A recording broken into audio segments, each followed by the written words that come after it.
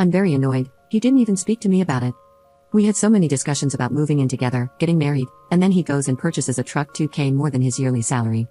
If you're asking how can a truck be $87,000, that's the price you get when you put every addition you want on it. He showed me the truck expecting me to be excited, and I was livid. When he bought this truck, we were only a month from moving in together.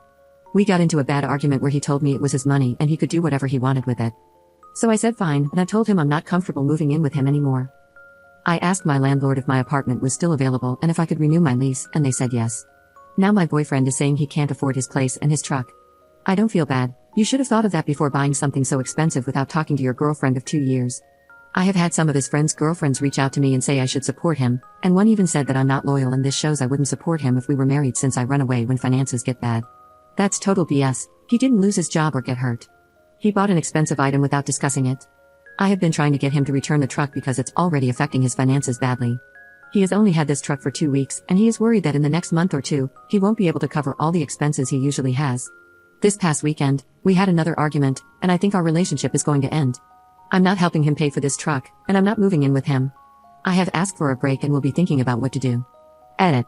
I appreciate the different opinions everyone has given me. I have a lot to think about. To answer 2 questions, no, he doesn't need the truck.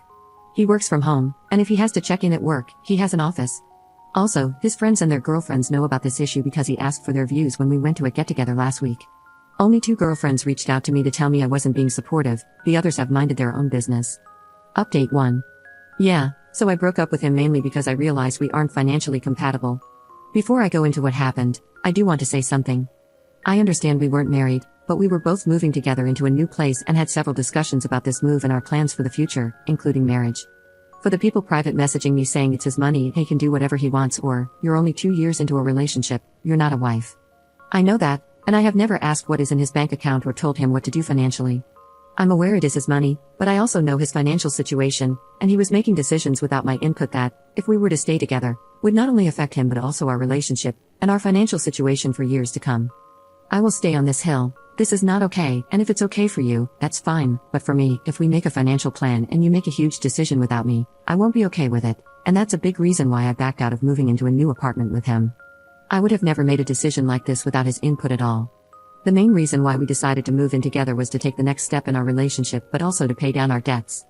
I now have $22,000 in debt from student loans and a car. When I met him, though, it was around $60,000, and I was basically living on credit cards. Within the first couple of months of us dating, I saw how hard he worked, and with a salary of $85,000, he was making huge progress in paying off his loans and credit cards. On my end, at the time, I was only making $50,000. I honestly saw his work ethic and was like, wow, and got serious about my debt. I got a second part-time job where I was making $32,000 a year, bringing my salary to $82,000. I did that so that I could pay off my debts faster but also so that we could be on equal footing when we moved in together and he didn't have to pay significantly more in living expenses than me when he had more debt. We did a complete budget months before we moved in together and realized that we would each have $700 extra a month to put towards our own individual budgets. This is why the purchase of this truck was so surprising to me. We had planned this move for months. We had a budget, and he destroyed that plan with the truck. If he wanted a new car, there are plenty of cars he could have gotten that would have fit into the $700 monthly surplus he had. Anyway, for the past few days before we broke up, he tried to show me that this truck was a good financial purchase and we could still move in together.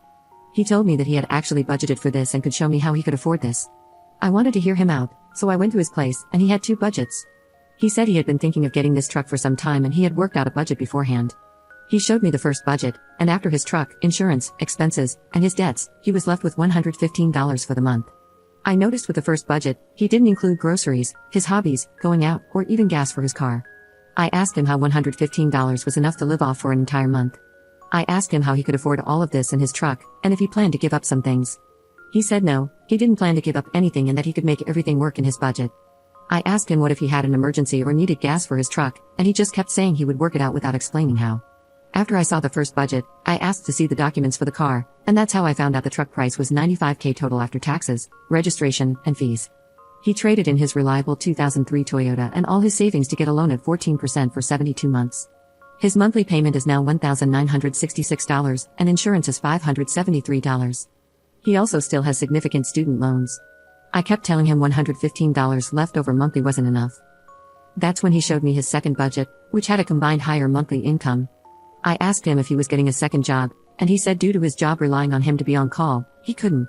I asked where the income was coming from, and this man said, "Well, you're getting a raise soon." I froze because I had mentioned this raise once months ago. My first job is my career job, and I work in a field where when you hit certain milestones, you get a pay bump. In September, if my raise is approved, I will go from 50K to 80K, and with my second job, my total yearly income will be 112K. But getting the raise isn't a guarantee. You have to meet certain criteria, and if you don't, you have to wait 3 months before trying again. When he said that, I was quiet, and then I said, "So you planned a budget that included additional income that I wouldn't get for at least 6 months and income that I might not even get in September?" He said when I got my raise, the ratio of what he would pay would decrease, and he would have more disposable income. I asked him why it was okay for him to plan budgets with my income but yet I had no say in how he spent his. He couldn't answer that. I told him I had no issue with paying more bills if I got a raise, but the fact that he banked on that, didn't discuss it, and now expects me to be okay with this is ridiculous. I also said there's no way I wouldn't be paying more with the first budget because he wouldn't have been able to survive on $115. I told him he didn't communicate, and this is on him because he made huge financial plans without discussing anything. Finally, I told him I would never have done any of this without going to him first because I thought we were a team that was building something. I ended things the next day, and he has been trying to reach out, but I'm not interested.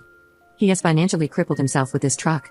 If with my income now, he could barely make it, he surely isn't making it on his own.